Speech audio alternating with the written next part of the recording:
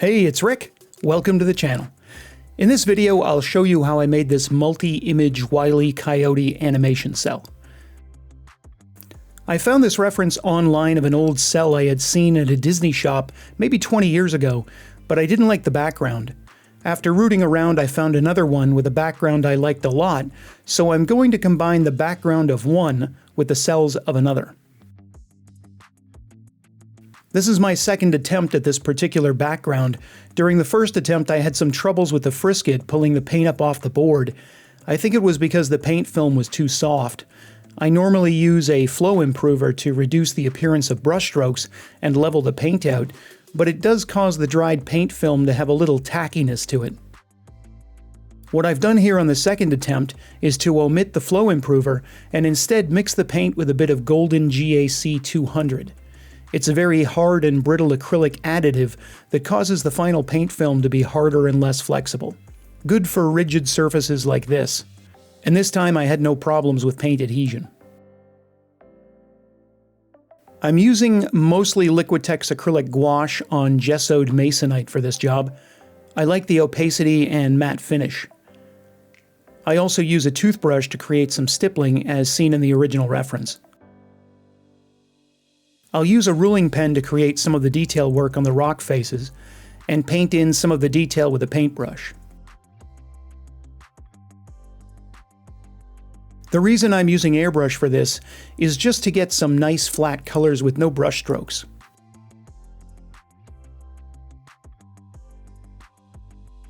This background image is a bit unusual compared to the other references I've found. Most of them don't contain any indication of a directional light source. There's usually no cast shadows. This image could be from a special edition cell, maybe not a production piece, so that could be why it's a little bit different.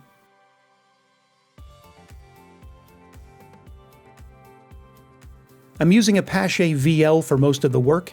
Its large 1mm nozzle allows me to mix the paint pretty thick, so I don't need so many layers to get good coverage. I've taped up the margins with green painter's tape, but this was mostly unnecessary. I'll end up painting them black in the end. It can take a fair amount of frisket to complete a job like this. While you can reuse the stuff, the overspray you get on it means it's no longer transparent, so you can't see your layout lines anymore. After completing one area, putting in all the stippling and line work, I'll coat the whole thing with a matte varnish as a sort of isolation layer, just to make sure the frisket doesn't pull anything up. When you work on something like this, it's important to make sure that your paint is completely dry before putting down the frisket, and to make sure you don't leave any frisket on too long. You wouldn't want to leave it on overnight or anything. The longer it sits, the better the bond it has with the underlying paint, increasing the chance of it pulling up. If you're worried about paint bleeding under the frisket, you can put down a first coat of clear varnish.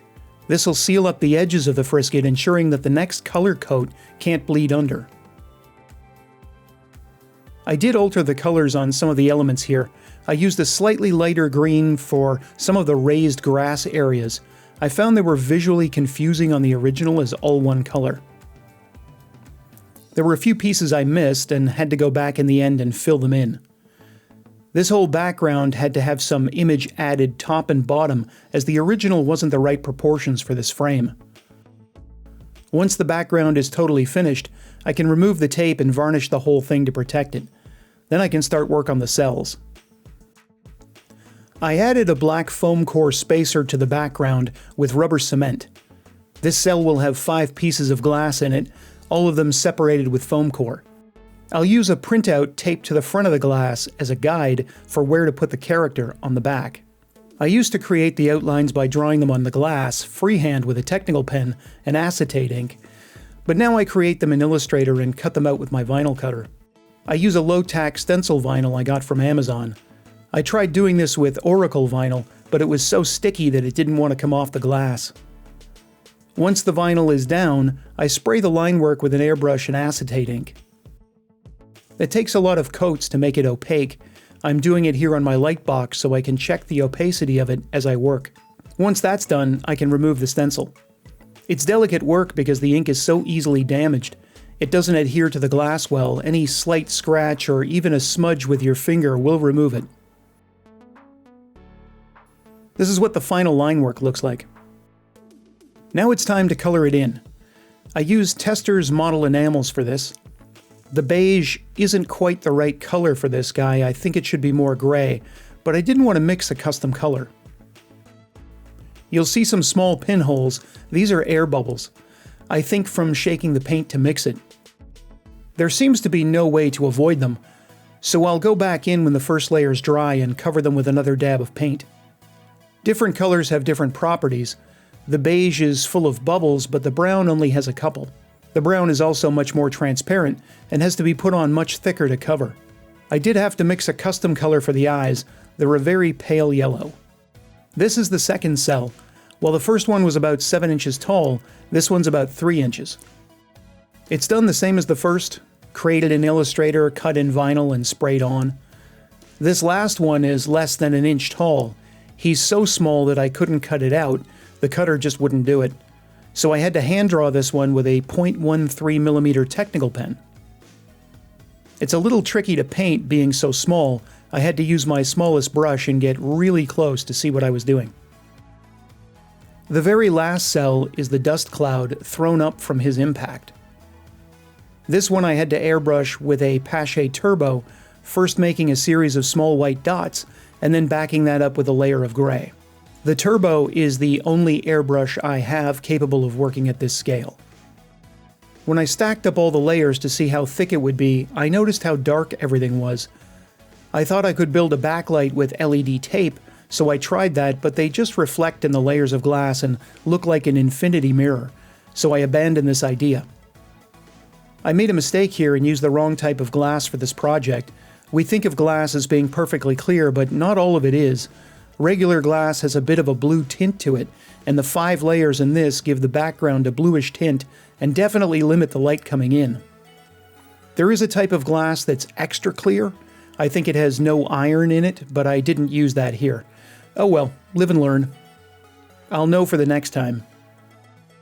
I made this frame from some pine board and a piece of MDF trim for the front. Then I painted the outside with some black spray paint. I couldn't find anything deep enough off the shelf. First in is the front piece of glass, the only one without a cell painted on it, then the matting, then a double foam core spacer, then all the cells in order from largest to smallest with double foam core spacers in between them. And finally, the background with a foam core spacer glued to it. I hold all these in with glazier points hammered into the frame. The frame itself is a little deeper than necessary. I may trim that on a table saw at some point. And that's it. Another one wrapped up.